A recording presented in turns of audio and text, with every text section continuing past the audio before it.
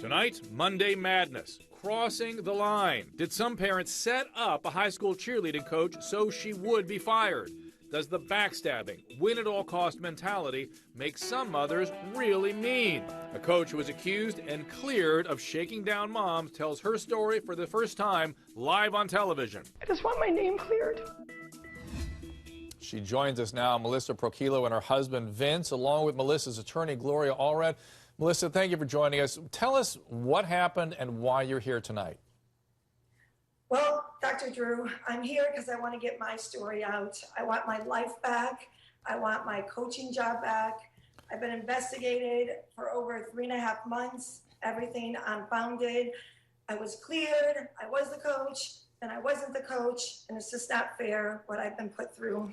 What was it that triggered this whole series of events? Was there some particular conflict with one of the moms or amongst the kids? What happened?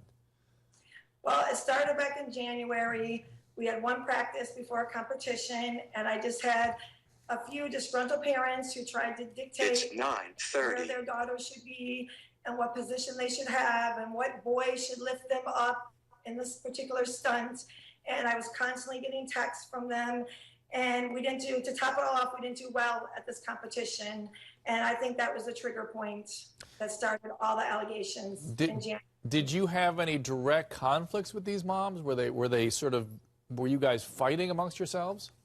No, not at all. Very strange. I think I was joking with Gloria during the break that people have been watching too much Glee. They expect you to be like the Jane Lynch character, that if you're winning or you're a hardcore cheerleading coach, you must be somehow some kind of maniac like they see on TV.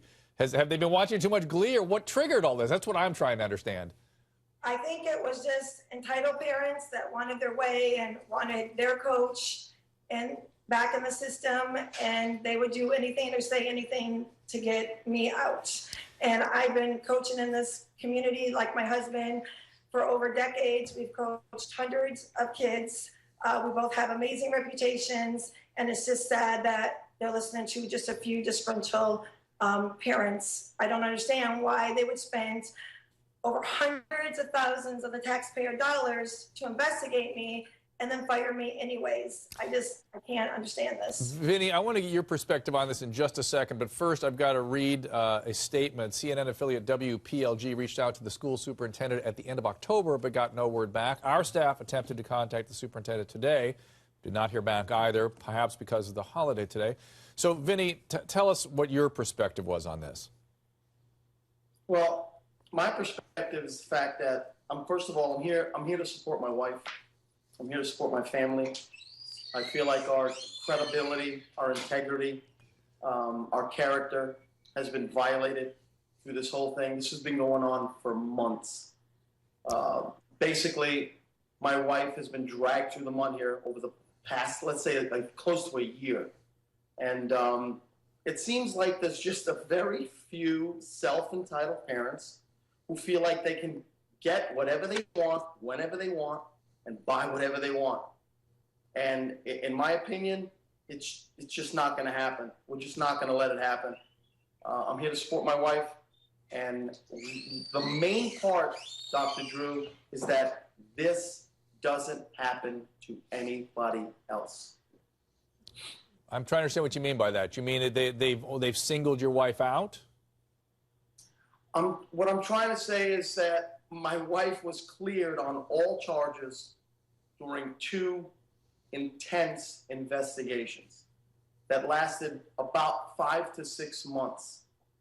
Everything unfounded, everything. And yet they still fired her. Gloria, this whole story has everyone shaking their head. It made international headlines. It's been misreported and reported. My understanding is that they're maybe offering her job back for her. What is this? What are we looking at here? Are we looking at jealousies or... I mean, I've heard of weird stories like this in highly competitive sports situations, and I guess this really is that. Well, you know, it doesn't make any sense, and I'm not surprised the school district really hasn't gotten back to you, because what are they going to say? We don't have a reason for what we did. As they both indicated, Dr. Drew, she's been the subject of 2 intense investigations, and she's been absolutely vindicated, cleared. It was found unfounded, okay? So, therefore, why wouldn't she have her job back? Why? There's no answer to that. I was a teacher years ago. I was a credentialed high school principal. You need to support your teaching staff, all right? Unless, of course, they're guilty of a crime. That's a different situation. Here, there's nothing even, no reason even to terminate her. There's no reason to do anything. And therefore, and she has been so popular with the kids. She's been a cheerleading coach for so many years. This is not the first school that she's been a cheerleading coach at. She's been a cheerleading coach before. She's the mother of 4 children. And, you know, she just wants what's best for the children. And you know what? Sometimes parents are not going to agree on every approach. Sometimes they're not going to agree with everything a teacher says. But this is the coach. They need to support her. And most, that is the majority of the parents, do. Right. It feels like in fact, I think we have a parent. Do we not have a parent on the line, a father that wants to speak in support? We apparently, okay, Denise is there. Denise in Illinois. Denise? Hi, Dr. Drew. Thanks for taking my call. You bet. I'm from Chicago. I'm appalled. Yeah, it's hard to understand. I think we all are kind of shaking our head. It's not bad enough for the politicians that pay to play, now the cheerleading coaches. It feels like there's a missing, Denise, it's interesting, but it feels like there's a missing piece in this story. And it seems like if you really sort of follow where it gets confusing, it's with the authority structure. Like, why would they have sanctioned her the way they did? I mean, I understand an investigation, that there's a complaint, whatever, but then to take her job away from her feels funny. Yeah, it doesn't make any sense, especially... And then to give it back again. Well, especially because she was told that her job was safe and that she wouldn't lose her job over this, and especially when the investigations cleared her. Melissa, help us. Is there something I'm missing here? It feels like there's information left out. Is there something I need to know to help make sense of all this?